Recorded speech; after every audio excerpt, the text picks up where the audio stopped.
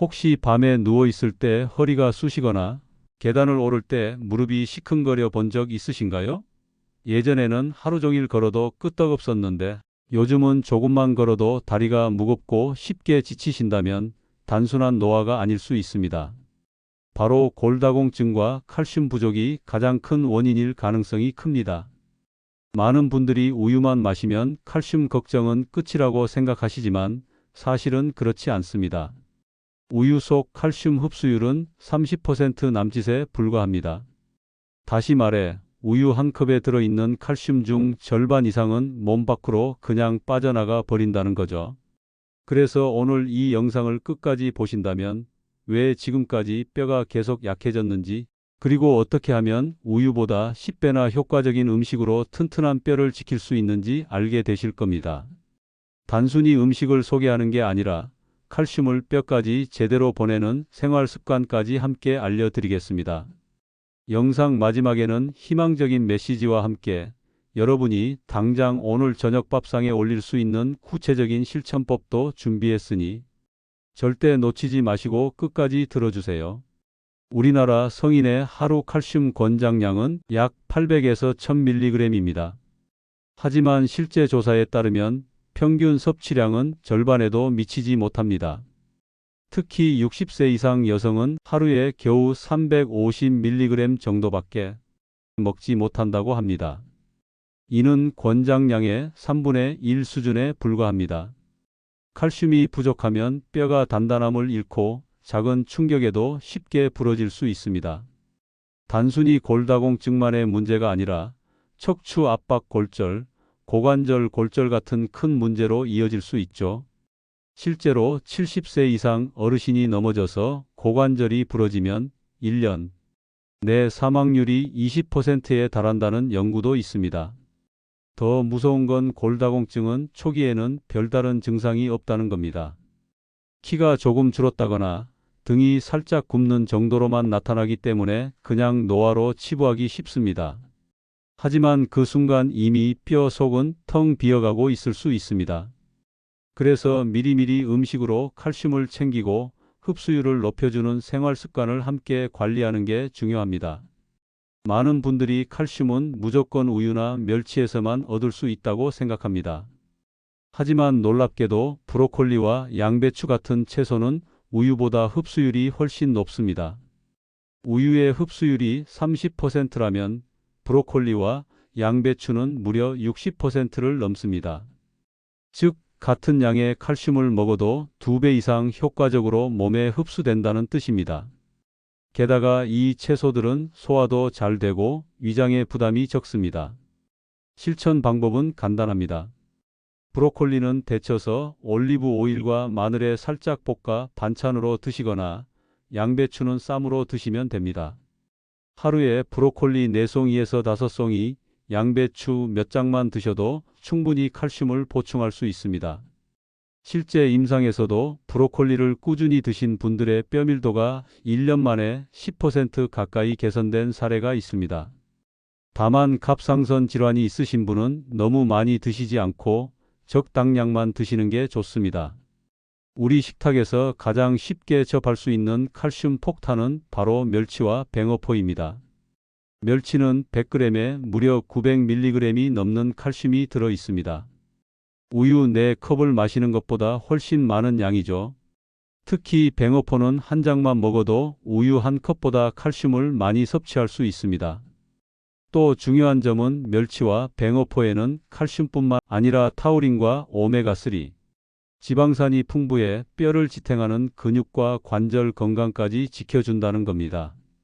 실천 팁을 알려드리겠습니다. 멸치는 너무 짜지 않게 볶아서 브로콜리와 함께 드시면 칼슘 흡수율이 훨씬 올라갑니다. 뱅어포는 고추장 바르지 말고 그냥 구워 드시거나 잘게 잘라 볶음밥에 넣어 드셔도 좋습니다. 단, 통풍이 있거나 요산 수치가 높은 분들은 과다 섭취를 피하셔야 합니다. 하루 멸치 20g, 뱅어포 2장이면 충분합니다. 칼슘 하면 빠지지 않는 식품이 바로 두부입니다. 두부 반 모에는 약 150mg의 칼슘과 함께 뼈 형성에 꼭 필요한 단백질이 듬뿍 들어 있습니다. 뼈는 단단하기만 해서는 안 됩니다. 어느 정도 유연성이 있어야 부러져도 잘 붙습니다. 두부의 단백질과 칼슘은 이 두 가지 조건을 동시에 채워줍니다. 특히 두부는 식물성 칼슘이라 체내에 서서히 흡수되면서 효과가 오래 지속됩니다. 그래서 저녁에 두부 요리를 드시면 밤새 뼈가 재생될 때 필요한 칼슘을 공급받을 수 있습니다. 두부를 조림, 부침, 국, 샐러드로 다양하게 활용해 보세요. 단, 시금치와 함께 먹는 건 피하는 게 좋습니다. 시금치에 있는 옥살산이 두부의 칼슘 흡수를 방해할 수 있기 때문입니다. 대신 브로콜리나 당근과 함께 드시면 흡수율이 높아집니다. 아무리 좋은 칼슘 음식을 먹어도 몸에서 흡수되지 않으면 소용이 없습니다. 그래서 칼슘 흡수를 돕는 생활 습관이 필요합니다. 첫째, 햇볕 쬐기입니다. 햇빛을 받으면 피부에서 비타민 D가 합성되는데 이것이 칼슘 흡수를 돕습니다. 하루에 15분만 햇볕을 쬐어도 충분합니다.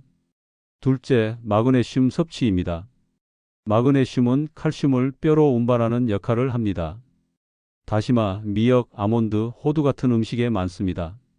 셋째, 비타민 K와 C 섭취입니다. 비타민 K는 칼슘을 뼈에 고정시키는 단백질을 활성화시키고 비타민 C는 뼈의 기초가 되는 콜라겐 생성을 도와줍니다. 키위, 오렌지, 귤 같은 과일에 풍부합니다. 이렇게 음식을 균형 있게 챙기면 칼슘이 단순히 들어오기만 하는 게 아니라 뼈에 제대로 자리 잡게 됩니다. 반대로 칼슘을 빼앗아 가는 습관들도 있습니다. 소금을 많이 먹으면 칼슘이 소변으로 빠져나가고 커피와 탄산음료 속 성분도 칼슘 배출을 늘립니다. 술과 담배 역시 뼈를 약하게 만드는 큰 원인입니다.